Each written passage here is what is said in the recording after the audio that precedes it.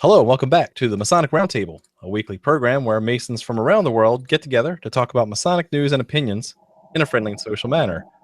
The standard disclaimer applies. The thoughts and opinions expressed here are solely the opinions of the participants and do not represent any Grand Lodge statements or positions. Make sure you keep your conversations open for the public and on the level. To interact with us, send questions and comments to our Twitter page at Mason Roundtable or on the Facebook event page for episode 155, The Professional Mason. You know me, my name is John Ruark, past master of the Patriot Lodge, number 1957 in Fairfax, Virginia. And I will now introduce Jason Richards, worshipful master of Acacia Lodge, number 16. Hey, everybody. Like John just told you. I said I was going to introduce you. Then why did you hand it over to me? I want to see how beautiful you are. Oh, How's the baby doing? Baby's doing great. We are not getting a lot of sleep, but I go back to work tomorrow, so it doesn't matter. I'll just subsist on caffeine.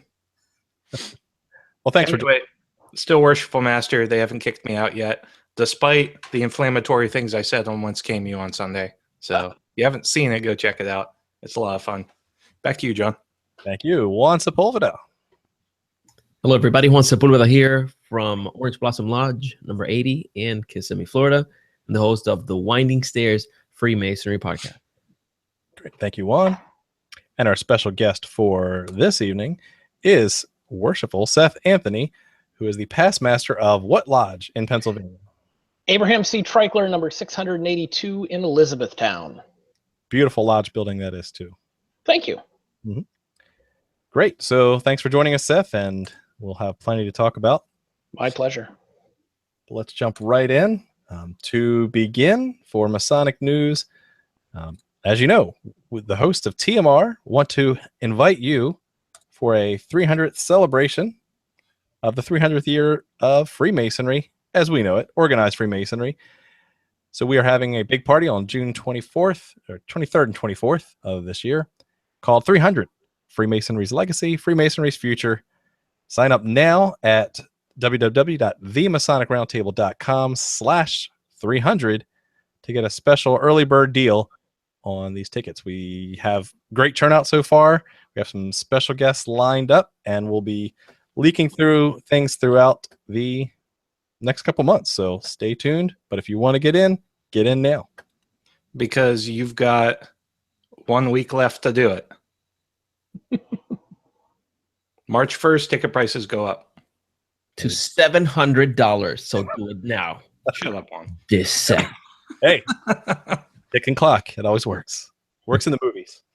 Yeah, and we're not trying to be gimmicky about this. I just wanted to make sure that we have to give people, of course, that back it up early. We have to give them a better opportunity to join us. These are people that are before, several months before they're voting with their wallet, basically, and they know that we deliver what we promise. So don't wait too long. Sign up now. The more brothers that say yes, the more we can open some of these opportunities that we've been offered. So ideally, we have a lot of brothers to facilitate all the cool stuff we have in mind. It's like, just think, what are the cool things that you would do if you were in DC with a whole bunch of Masons? That's exactly what we want to do. And it's up to you to join us. Rock on. See you then. Next topic is we have some new merchandise. Jason, you want to kick us off with what we've got on our site? Sure. Yeah, everybody. For the past 3 or so months, we've been sponsored by our good friend Edgar Alejandro at Masonic Revival, and our merchandise through him just came in, and it is now on our website. So please check it out. We've got a brand new pin design that I ended up designing, and we've made that not only into lapel pins, but also into tie bars and cufflinks as well. They are fantastically well done. I'm actually wearing one of the lapel pins tonight, and they're absolutely incredible. I wanted something that would really catch your eye instead of just doing a standard round pin again. And I think these things really do that. So go ahead and check it out. You can get them off of MasonicRevival.com. And if you give us a couple days, you can actually get the same things on Amazon.com, which is awesome because they'll give you free 2-day shipping if you're a Prime member. So go check it out. Who isn't a Prime member? None of us. We apparently. have Luddites out there. You think of like the people in rural Virginia. Those are the folks that like don't have Amazon Prime yet. So bitter. So yeah, so if you want to go check those out, swing on over to www.themasonic.roundtable.com/shop, which will link you right to the MasonicRevival.com/TMR-collection. And don't forget, while you're at the shop, go get yourself a handsome Masonic Roundtable t-shirt as well, designed by one Juan Sepulveda. I've bought 3 so far. They're awesome. They really are. I mean, of course I'm biased, but I might be wearing one right now. So, dun, dun, dun, cue the music. Speaking of 300 years in Freemasonry, another article shared from Mike the Intern is on a recent issue of Freemasonry Today. That is the United Grand Lodge of England's. Hey, he's smiling. Masonic. Hey, there's a UK Mason smiling in a photo. We have Keith Gilbert, who was interviewed, and he is the organizer, I guess, of the Tercentenary Committee. And he talks about some of the events that they have planned for their event, which is not on the 23rd and 24th of June. Theirs is really open to the general public. Right. Well, they were respecting our dates. They didn't want to infringe on any as well. That's true. So if you want to hear what they're doing on Halloween, which you probably can't get tickets to now. Yes. On StubHub, maybe. Go check it out. Go see what they have planned. But I also biased. I think ours will be better. I'm just saying. No, ours will be better. Great. Moving along. Also in Masonic news. This comes to us from Chris Hodap's blog. The Grand Master of Florida again rescinds recognition with Cuba. Well, we just talked about this a couple months ago, that that the relationship had been restored and that we had some Cuban Florida Masonic events together. Juan, what's going on down there in the Sunshine State? I wish I could be a fly on the wall and have listened to the conversations that happened during that visit, because I know that our Grandmaster was in Cuba and they spent some time together, and it seemed like everything was agreed upon. What happens is that there are some lodges operating in the southern part of the state that are, como se dice, exiliados, expatriates, people that left Cuba and they live here. Now, these lodges are not affiliated to the Grand Lodge of Florida. They claim to be affiliated to the Grand Lodge of Cuba. That infringes upon the territory or the sovereignty of the territory of the Grand Lodge of Florida. It's unacceptable. So it seems like the conversations that led to the re-recognition back a few months ago included the agreement that these clandestine lodges would cease operations and disband, or that was never clear though. Like, I never knew what the conversation was, but it was understood that it was going to stop. Well, apparently it didn't stop fast enough, and it doesn't seem like we have any opportunity to sit in lodge with the Grand Lodge with officers or members of the Grand Lodge of Cuba until this is resolved. Well, it's kind of interesting when you talk about Grand Lodges in exile, because I believe there's like a Grand Lodge of Iraq in exile. So for a lot of totalitarian and communist states, Russia to be included back when it was the Soviet Union, Freemasonry didn't really have a chance. And it's always seen as a bit of an elitist intelligentsia organization with politically subversive motives, regardless of whether or not that's actually the case. So it could have been that these folks were just kind of operating under a Grand Lodge of Cuba in exile type of loose construct without it actually being official. This new Grand Lodge in Cuba actually, comes out into the open and says, "Okay, we're the real Grand Lodge," and these guys are like, "Wait, what?" Now that's speculation. I don't actually know the history of the Grand Lodge of Cuba. I haven't looked it up yet. Yeah, so I'm not familiar with the concept of recognition and exiled Masons, but I find it very ironic of how our colonies and the Masonry within the colonies was formed here in the East Coast of the United States.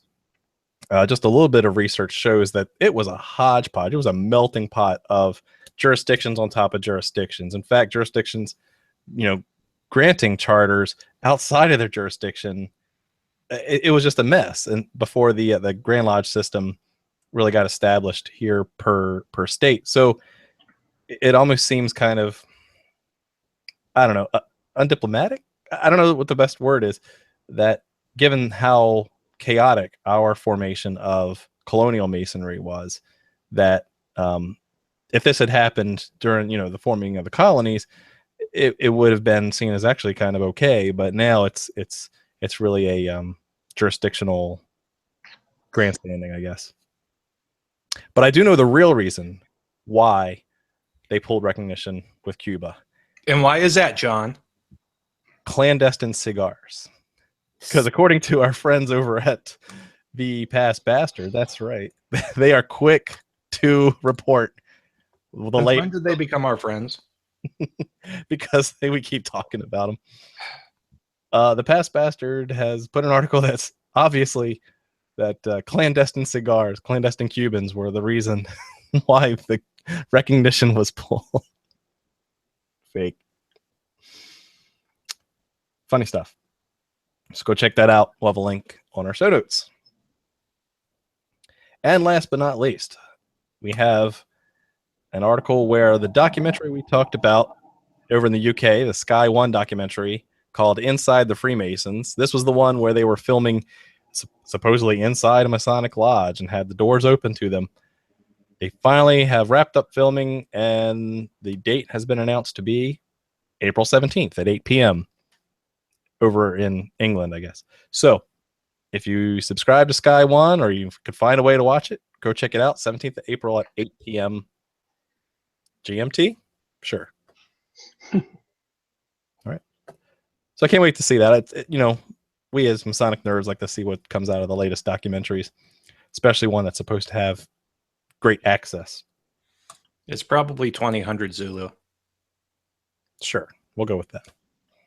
But Brother Zulu was on a different episode, so. Right. Sorry, my joke fell flat. All right. If you're used to Masonic Monday questions on Tuesday, then you're not going to get them right here. You're going to go and subscribe to it by sending an email to masonicmonday@gmail.com. That will go straight to Nick's inbox, and you'll get on his list. So we'll start redirecting you there for Masonic trivia. On every day.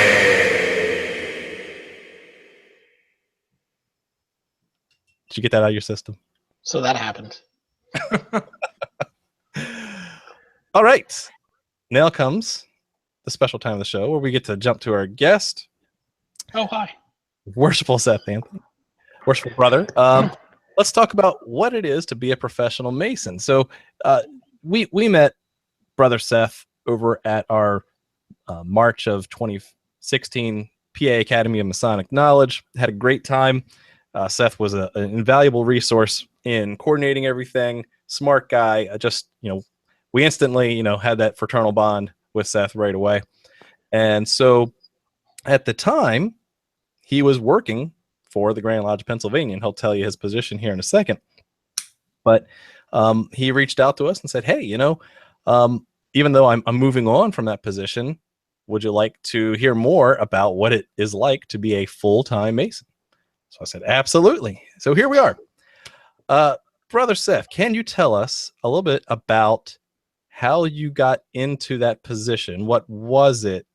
and kind of what were your job duties? Sure, sure. First I have to laugh at the use of worshipful because I'm from Pennsylvania where we don't do any of that kind of stuff, and I get used to it. Brother Seth Anthony, there you go. Pastor. See, Pennsylvania. Now, in relation to how I fell into the gig, much to probably Nick's chagrin, was mostly because of my involvement in DMLA as one of the Masonic youth groups. I had been a state officer for DMLA and had just taken a job down in Baltimore, Maryland, working for a national retail chain as a benefits administrator. And I got an AOL instant message, blast from the past there, from Tom Labaugh, who is the executive director of the Pennsylvania Masonic Youth Foundation, asking me if I'd be interested in a position. I was living in a hotel at the time for about a week and said, I just kind of took this job. I can't really leave right now, but I really appreciate it. Flash forward to about a year later when I get a memo from top brass in the UK that they were going to move the national headquarters from Baltimore to Memphis. I'm a Yankee through and through, I will admit that, and Memphis was not somewhere I wanted to go. So I happened to be going to a DMLA weekend in Pennsylvania and talked to Tom about that, and he said, well, the job's still there. A year later, he hadn't filled it, and one thing led to another, and that's how I ended up employed by the fraternity. Right. So what was your job title? At that time, I was the director of communications for the Pennsylvania Masonic Youth Foundation, which is one of the 5 official charities of the Grand Lodge of Pennsylvania. And then later, after about 6 years in that job, I became the web designer and social media manager for the Masonic Villages of Pennsylvania, which really entailed the Grand Lodge and a couple of other functions as well. We had the privilege of meeting you during the Pennsylvania Masonic Academy of Masonic Knowledge, and we really admired. First of all, you were the first face that greeted us. You were the face of the Grand Lodge per se when we were there. And one thing that we saw was the diligence with which you worked, and the diligence with which everybody related to that event was working. Of course, when we are isolated from Grand Lodge in our local level, we don't get to see the mechanism that's behind a Grand Lodge. So for the brothers that perhaps haven't had the privilege of working with the Grand Lodge or being close enough to an operation of that size, how would you describe it for them? Yeah, I was really lucky to be approached by Brother Gene Harrott, who's our Deputy Grand Master, to be involved in the Academy Committee, really because of my technology background and what we were trying to do with the Academy. And I liken my involvement to Grand Lodge as another brother had told me about layers of an onion. You kind of get closer and closer to the center.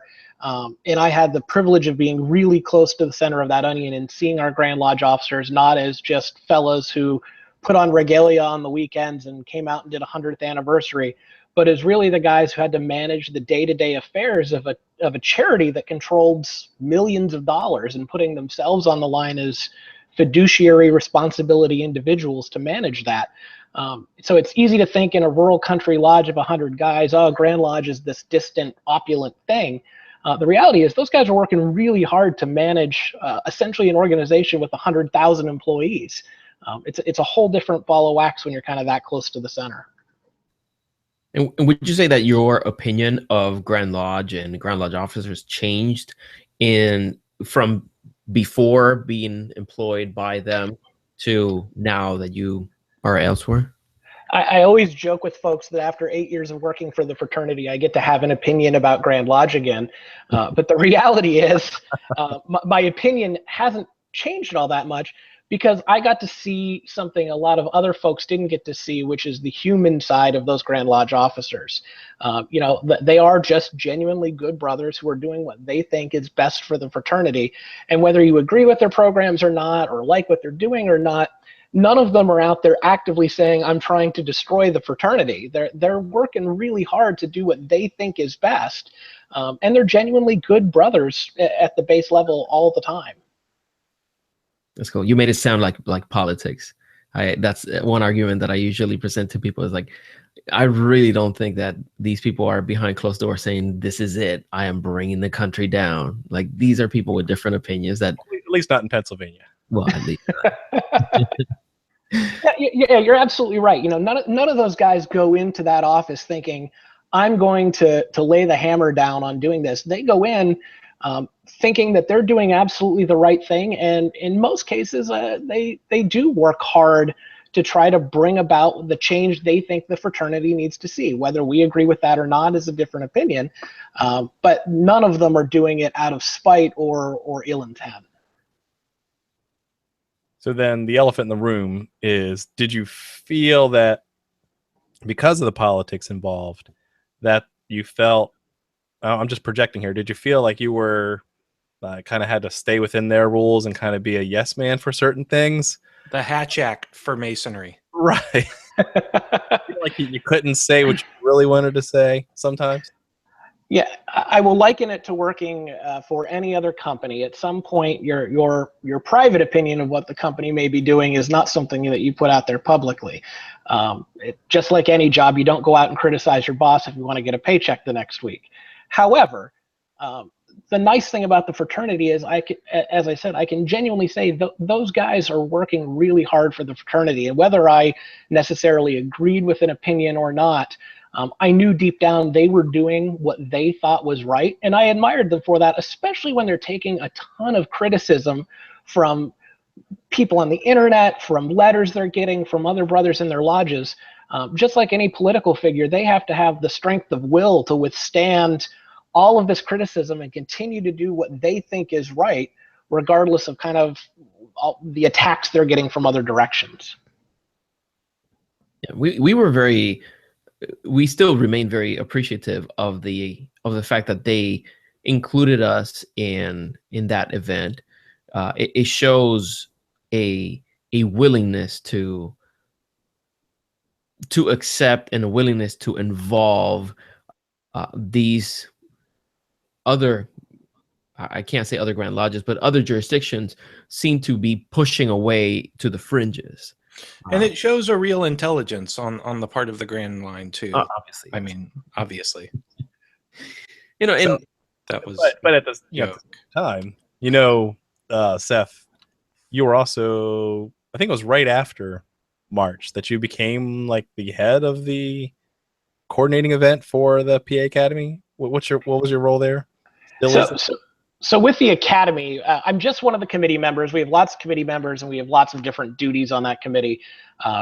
For those that are kind of listening in, the Pennsylvania Academy of Masonic Knowledge is a self-study course offered to Pennsylvania Freemasons, where they can do kind of a mail-in book reviews, and we give them credit for doing presentations to lodges, writing papers, lots of different things.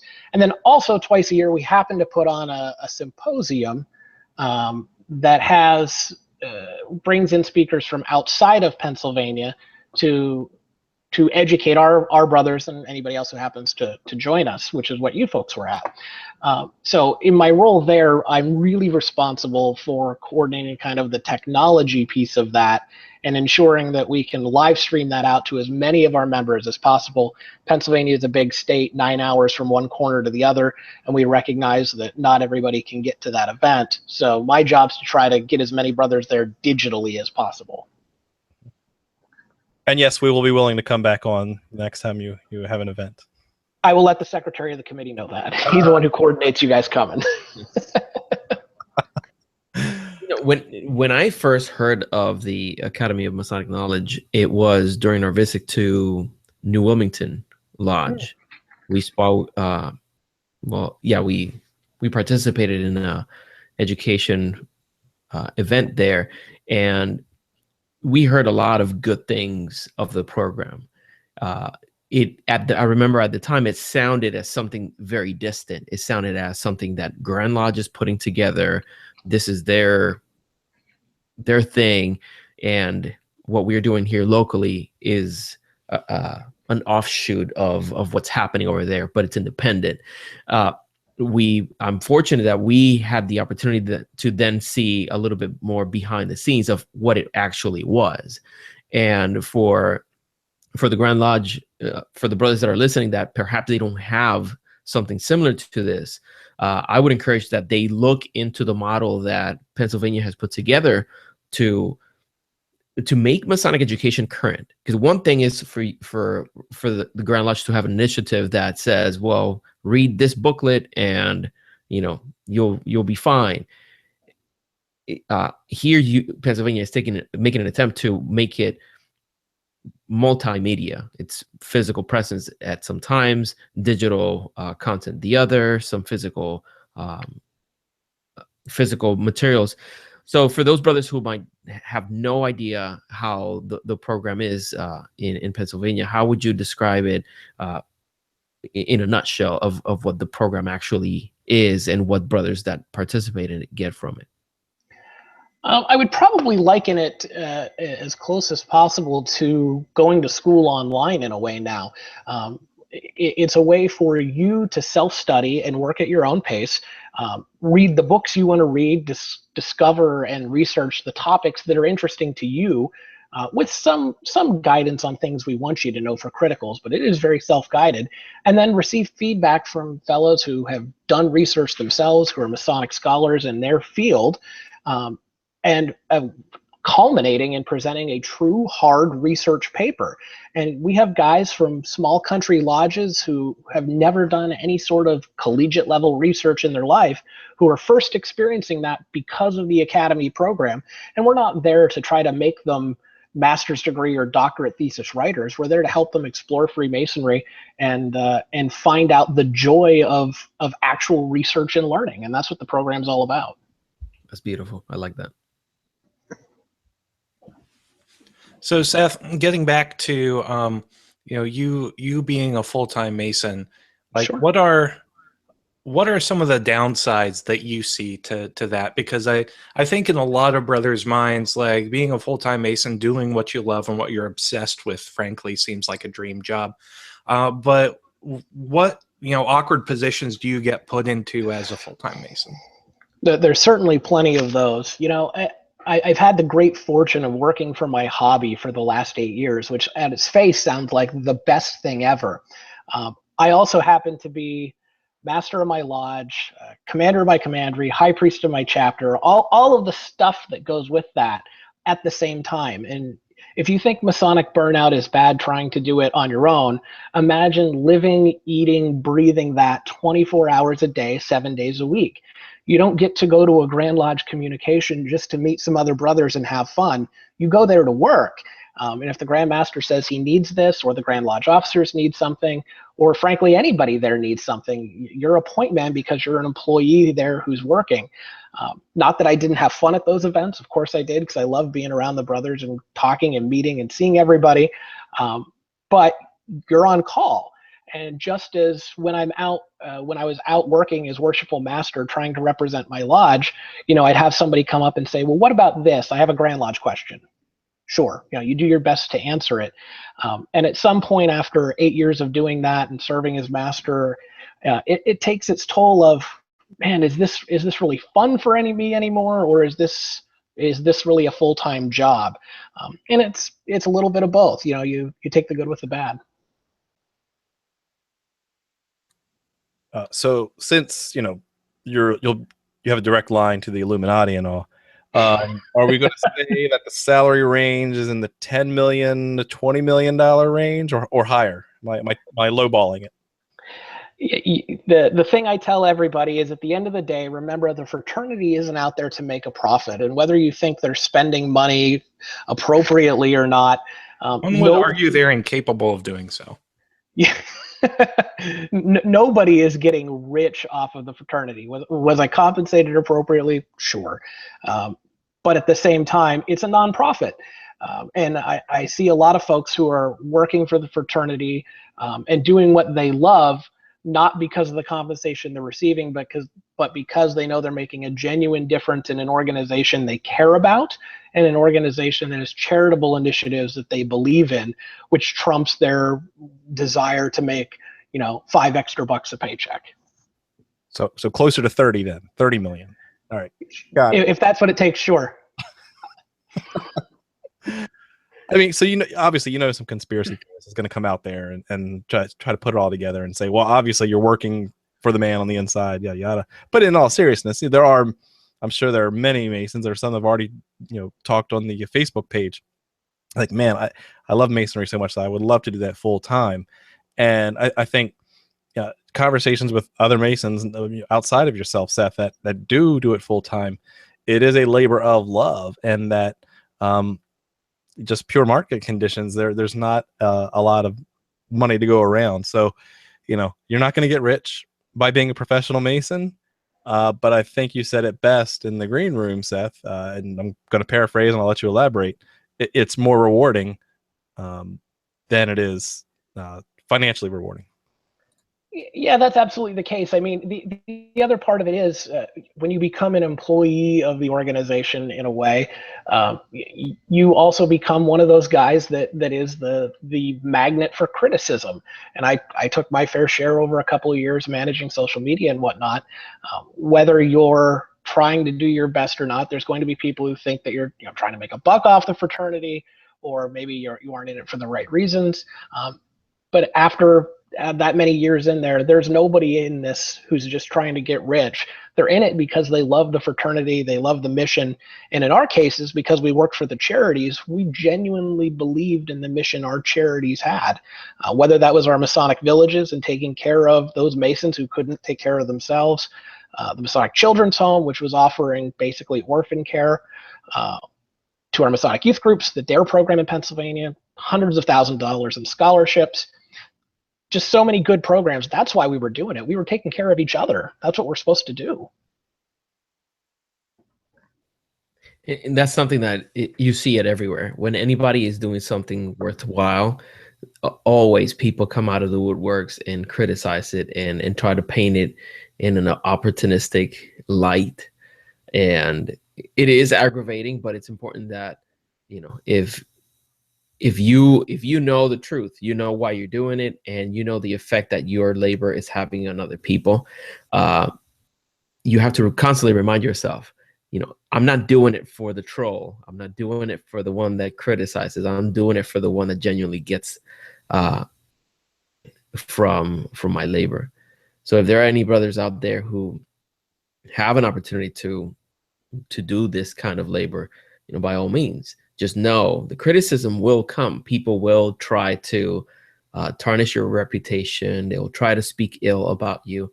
And that obviously, that's one thing that took me for surprise in Masonry. I thought that, well, that's something that would happen everywhere else. But in Masonry, humans are human. You'll find the ugly trolls are everywhere. No doubt. All right, Jason, you have another question for Steph. Absolutely. So we've talked about the awkwardness that comes with the job. What was your single best experience when, throughout the 8 years that you were doing what you loved every single day and actually getting paid for it? Other than hanging out with us, of course, that we. Yeah, That's your single one. Best day would have been March 15th of last year. Yeah, absolutely. No doubt.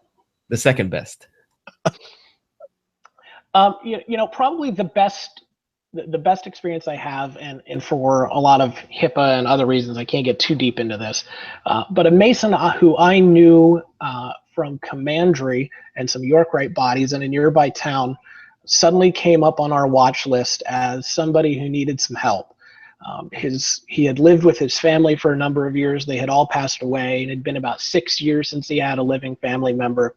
And some brothers went over to his house and found that not only had his living conditions deteriorated, his mental condition had deteriorated, kind of unbeknownst to everybody around him. And that's when the fraternity jumped in and said, hey, this guy's a brother. We need to take care of him. They weren't disgusted or abhorred by conditions or anything. They said, this is a brother who genuinely needs our help. And they jumped in as members in the local lodge who found out about this, folks from our Grand Lodge and our outreach program who said, hey, we need some money, we need some resources and some funds. And that fellow now is a resident of one of our Masonic communities, and we get to take care of him in his needs every day. not from a pity standpoint, but out of compassion for a brother who's spent years in the fraternity giving everything he had. Now is our chance to give back to him. And that's really where the amazing stories are at, is our ability as a charitable organization to give back to those folks. Did you do a lot of traveling on behalf of your duties? I've learned every corner of Pennsylvania, from our smallest lodge that is literally one room, doesn't even have a preparing room in it. It's an old one-room schoolhouse, all the way to our giant Grand Lodge in Philadelphia. I've seen, good down-home brothers who are showing up for lodge, and while we're in Pennsylvania, they still change into tuxedo. They aren't in overalls. To lodges that are meeting in 5-star restaurants in Philadelphia before they go to labor. And every one of those lodges has a story. They have brothers that are unique and individual, and traveling and meeting all of those people was a great experience, whether I was speaking about the Youth Foundation, one of our charities, or just going because I wanted to go and see folks. I never found anybody inhospitable. Okay. Jason, look like you had another question. Yeah. What do you recommend for folks who desperately want to do Masonry full-time and get paid for it? How would they start looking? By the way, UGLE today posted 2 job openings for anyone who wants to move to London. At least in Pennsylvania, the reality is there's a very small cadre of folks who really work and interact with Grand Lodge. It's probably less than 20 that have those interactions on a daily basis. The much bigger opportunity for us, at least in the Commonwealth, is the folks who work with our Masonic charities. So those are the folks that are in nursing in one of our Masonic villages. They're a house parent for our Masonic children's home. Maybe they're IT support for one of our Masonic charities. Working for a Grand Lodge is much larger than dealing with a membership database in the Grand Secretary's office, at least for us, and in many other jurisdictions. So you have to figure out a way to apply whatever skills you have to a need that the fraternity has, which in our case is much larger than secretarial work. It's dealing with our charities and the work we're doing there. As always, you can look at MasonicVillagesJobs.org. That's a plug for my previous employer, where you can see all of the current job openings that they have. Generally, lots of IT and nursing positions open if you really want to move to Pennsylvania and try to take up that profession. So is there any job working in Masonry that you would turn down flat out? I will give a shout out to one of my favorite brothers who does work that I cannot even fathom, Brother Mike McKee, who's the Director of Compliance and Strategic Planning for the Grand Lodge of Pennsylvania, who's the fella who sits and pours through 400 plus lodge audits every year, looking for irregularities and trying to make sure that our lodges are being maintained safely and that everybody's reporting appropriately. I joke with Mike that if he's the guy who shows up at your lodge, you probably have a problem. But he's the watchdog. He's making sure that everybody is behaving appropriately. And too many times we see in the news, brothers aren't. And we've certainly had our issues in Pennsylvania, as has every other jurisdiction. It's not unique to us. So while I love the work he does, that's the side of the fraternity I never want to have to deal with. So I'm hearing there's a need for a grand statistician, right? That's not dissimilar from what Mike does, although Mike's background is in forensic accounting and as a police officer, so it might be slightly different. If I could just have 1% of that data, I would love it. Yeah, I wanted to, and this is something that for the brothers that are just listening, this is one of those moments where you actually want to go find our episode on YouTube. Brother Seth, I have to compliment you on the impeccable choice of facial hair style. It shows unquestionable elegance and wisdom. That is just my opinion. If I've learned to be a true gentleman from anybody's blog, it's Juan Sepulveda's. Wow. Okay, so we've had some great questions from us, let's go over to social media a little bit early and see what conversations are going on over there. So, Jason, cue us up. All right. So starting off with Brother Donnie Dillon, he asked the question, wouldn't the standard Illuminati salary be $33 million? I'm pretty sure that's the dues to join the Royal Order of Jesters, which is far too expensive for anything I made on a nonprofit salary. Brother Mike Hambrecht had a personal question for you, Seth, but it's not Sure. too risque, so we'll go with it. Says he understands you collect fezzes. Mike is setting me up for other things. Yeah, so in between all of my other Masonic work, my passion is for fraternalism in general. I run a website called fezmuseum.com, jokingly the Museum of Fezology, where I collect fezzes from any fraternal organization I can find and publish kind of backgrounds on the organization, what they were about, and what they do on my website. I also work with a couple of other nonprofit boards, namely the Justice Rathbone Museum out in Indiana, which is dedicated to preserving the history of fraternalism, Masonic and otherwise. And I've got a couple other side projects for historical websites and things that we're trying to put together. The background on the Fez Museum, which is probably pertinent to this, the best story I can give, I had purchased an old Fez at a flea market not too far from my home that looked like it had belonged to the Elks, and it wasn't exactly an Elks piece. So I started doing some Google foo, and the letters that were on it was BPOR. So did some Googling, found out this meant the Benevolent and Protective Order of Reindeer. Lo and behold, the reindeer were an offshoot of the moose who had been denied membership because they were African American. So I posted this piece on my website. Moose Prince Hall. Prince Hall Moose. Yes. Exactly what it was. Yeah. So I posted this on my website, not thinking much of it, and out of nowhere, I get an email from a guy who says, I'm a member of the reindeer. And I was stunned. So I set up a phone call with him, and we had an excellent half-hour, 45-minute conversation. And at the end of it, I finally asked him, why did you reach out to me? I really appreciate it, but why? And his answer has been my driving force since that day when it comes to fraternal history and involvement. He said, if I don't tell you my story, nobody else is listening to us. We have 500 members left. I've dedicated my life to this organization, and it's going to be for nothing.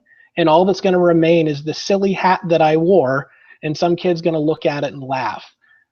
But I spent a lot of time and a lot of energy in my life trying to make the world a better place with that silly hat, and nobody else cares. And that's why I do what I do. That's powerful. Yeah, thanks for sharing that with us. That's really cool. So for all those Shriners out there, share with your children and grandchildren why you do what you do. It's a silly hat on one hand, but it's your legacy and what you're passing down to the next generation. And they're the ones who are going to put value on it. Yeah, I have two of my great grandfather's fezzes, one from Aladdin Shrine and then one from Amru Cauldron. Amru Cauldron? Well, that would is it Amru Grotto or Amru Cauldron? Cauldron. Well, that would be your grandmother's then, because that would be Okay, he got it from grandfather. Her, okay. Yeah. Yes, it's the women's organization affiliated with the grotto. Yeah, I just completed a whole round of initial research into where the cauldrons came from and went back and got some original newspaper records, and they were originally called the Witches of Salem. So lots of fun background there that is a new story out on the internet. It's on the Wikipedia page. Well, that explains the cauldron name change.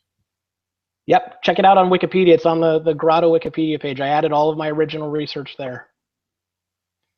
You've got the heart of a saint. Thanks, Mike, for prompting my long diatribe on fezzes. He also asked, professional Freemasonry, what dependent body is that? It is, that's the other thing I joke with my tax professional about. We're dues deductible as a work expense. In most cases, they are not. Good try, though. But I was a member of pretty much every body short of the Shrine, especially while I worked for the Youth Foundation, because I could be called upon to go present or talk about the Masonic youth groups or what we did as a charity to any of those bodies at any time. So if you weren't a member of Tall Cedars, you hurried up and became one, because you'd have to go to a forest meeting and talk about the youth groups. Then you deduct your life memberships, and then you're good to go after you're no longer employed. I missed that. Now I got to go back and check all that out. So, Brother Seth, question from Brother Scott Newberry. If someone wanted to kickstart an education program as you described earlier with book reports, video chats, lectures, etc., do you have any suggestions on where someone would start? Yeah, I think take a look at the curriculum that our Grand Lodge has put together on the Academy website. It's a good solid basis that is easily replicable in other states. The key is having a committee of folks that are genuinely interested in keeping up that program running. And we've had a really good run of folks, from really famous folks like Tom Jackson, past Grand Secretary, who's the face of Freemasonry a lot of the world, to fellows who work behind the scenes to make sure that the curriculum is correct. Find that core group of folks who are going to be dedicated to education and who are willing to put the time and effort into educating others. There's no glory in it. You have to do it because you love the education piece, but there's a good solid core of a program with what the Academy does that can be replicated in other places. Awesome. John, that's about all we got for social media tonight. Great. Well, then it sounds like a good time to start wrapping things up. So let's start with Juan for his final thoughts. Well, Brother Seth, it's been good seeing you again. Thank you very Absolutely. much for joining us. You're a very wise man, and In facial oh, accoutrement. No, but it was fun to hear that, and you have presented some things in a different perspective, and I appreciate that. Sometimes we may jump to conclusions, or we might think of something from our own perspective and not consider another man's point of view. So I appreciate you sharing your point of view on Grand Lodge and different organizations. So thank you for that. I will be sharing some pictures with you that I found at the Morocco Pavilion at Epcot. Very good. Yeah, they do have a little museum there, and included in it is some descriptions of the Fez and where it came from and all that. So I have you to share them with you and the brothers. And to the brothers listening, thank you so much for supporting the program. And I really look forward to seeing you brothers in June in, is it Virginia? I say DC. It's in DC or nearby DC.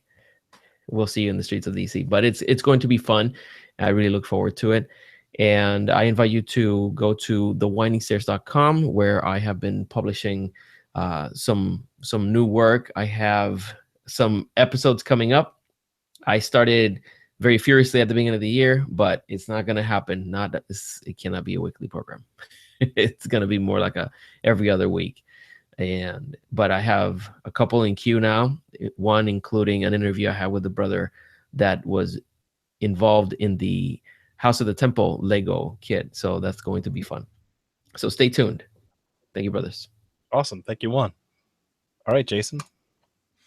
All right. Yeah, great show tonight, Seth. Thanks so much for coming on. It's always great talking to you. And it was good to see you for, a brief second at Masonic Week as well. For sure. Yeah, appreciate you coming on and imparting your light. And it's really, really neat that you got to live your hobby as your day job for 8 years. I think that's more than anybody could really ask for in their career, which is awesome. No doubt. As for me, Jason Richards, I was on a podcast. I'm on a couple. I'm going to be on a couple more. So this past week's Whence Came You, I did 10 for 10 with Brother Robert Johnson. So go and check that out. Next Monday, the 27th, I am going to be on the Historical Light podcast with Brother Alex Bowers. So please go and check that out. We have a really good conversation about the importance of preserving Masonic history. that I think is very pertinent to the discussion we're having tonight. So please go check that out. Consider coming to the 300th anniversary. It's going to be a lot of fun. We're going to have a good time. Go ahead and check out www.theMasonicRoundtable.com/shop and take a look at these awesome new pins and other pieces of merch that we have, because Edgar did a fantastic job on them, and we're very excited. So thanks so much for watching, and I'll give it back to you, John. All right. Thank you, Jason. Again, Brother Seth, thank you very much for joining us. And the last thing I'd like to add is, unlike other jurisdictions, the best professional Mason that you can be is the paid member of the Grand Lodge of Pennsylvania, in the name of what? The Grand Master gets a 6-digit salary. Am I correct? That's a dangerous question and assumption there. The reality is that the so-called salary of the Grand Master really relates to his position as chairman of the board of the Masonic Villages of Pennsylvania and our Masonic charities. The $990 for that is public, but I challenge any brother who's going to sign their name on a line for an organization that controls hundreds of millions of dollars and take personal responsibility for that, to do it without any sort of compensation. And that's just reality. Mm-hmm. Great. So it's duly given, right? All right. So we have a ballpark of what Seth made in his time frame. Hardly. Between $10 and $99 million. That's fair.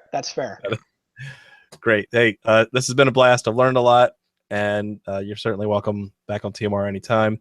For you, the listener, Jason covered everything else. So thanks for watching, and keep searching for more light. Have a good night.